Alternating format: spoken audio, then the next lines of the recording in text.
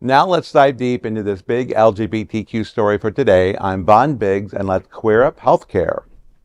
Karine Jean-Pierre and health experts warn over Trump's cuts costing LGBTQ lives. The Trump administration is once again putting LGBTQ plus lives on the line, this time in proposing to eliminate funding for the LGBTQ subnetwork of the 988 Suicide and Crisis Lifeline. That service has already supported over 1.2 million queer callers in crisis. But starting October 1, a leaked budget shows that the lifeline may disappear.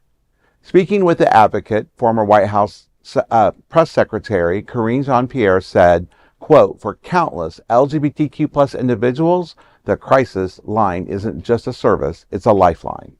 It's what stands between despair and survival, isolation and hope," end quote. She warns that stripping away this resource would be devastating and the lives will be lost. Mental health experts agree. Mark Henson from the Trevor Project says LGBTQ plus youth are 4 times more likely to consider suicide, and the specialized services exist because of this risk. After the 2024 election, calls to the Trevor Project surged 700%. And Lance Preston of Rainbow Youth Project says their teams are already overwhelmed, fielding over 9,000 calls a month. Experts stress this isn't about politics, it's about survival.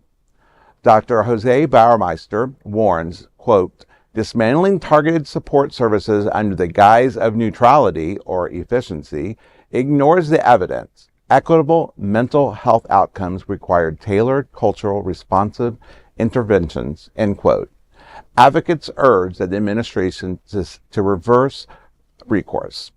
It's just amazing to me because I look at it constantly. We've heard so much about the Trevor Project and so much about our youth, and mental health experts agree that dismantling targeting support services ignores the evidence. It really does. Mm-hmm. And it has such an impact on our community, from a lack of specialized care resulting in poor mental health outcomes and increased vulnerability. And we have seen that time and time again in our community. We have talked about mental health around this table so many times, and the risk of suicide. And it's nerve-wracking to think that let's just defund this. And I mean, I totally get people are going to die. Mm-hmm. Jewish Community Services operates the 988 hotline in Miami-Dade County, and calls every single day, calls rising.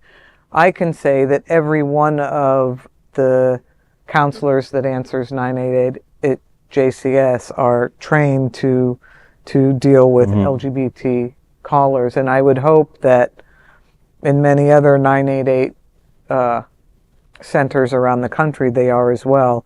But this is vital. Yep.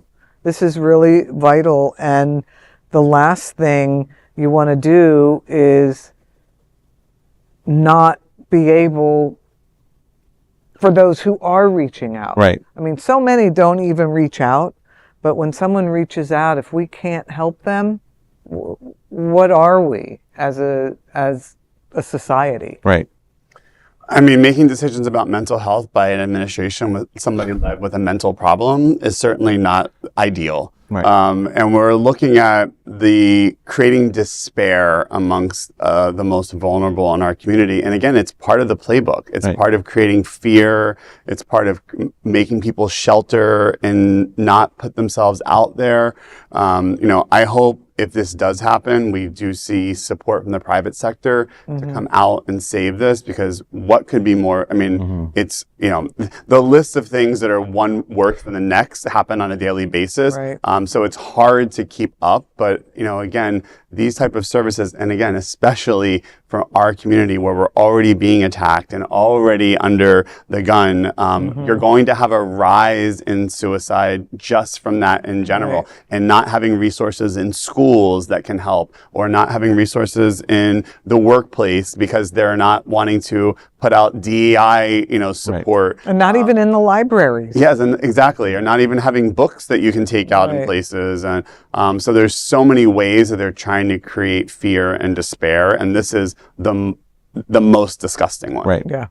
It's going to have to be the medical community is going to have to step up even more in some way, shape, or form, whether that's their own, practices that have, mental therapy services. It's going to have to come down to that. A lot of these things were never funded originally by the government, and luckily they've built to the point that they got funded because they showed the importance. And it's like, if they knock it back, it's going to have to go back to that again. It's going to take that grassroots movement to get these things funded, I feel. Yeah. I mean, mental health sometimes is a dirty word, right? People don't like to talk about it openly.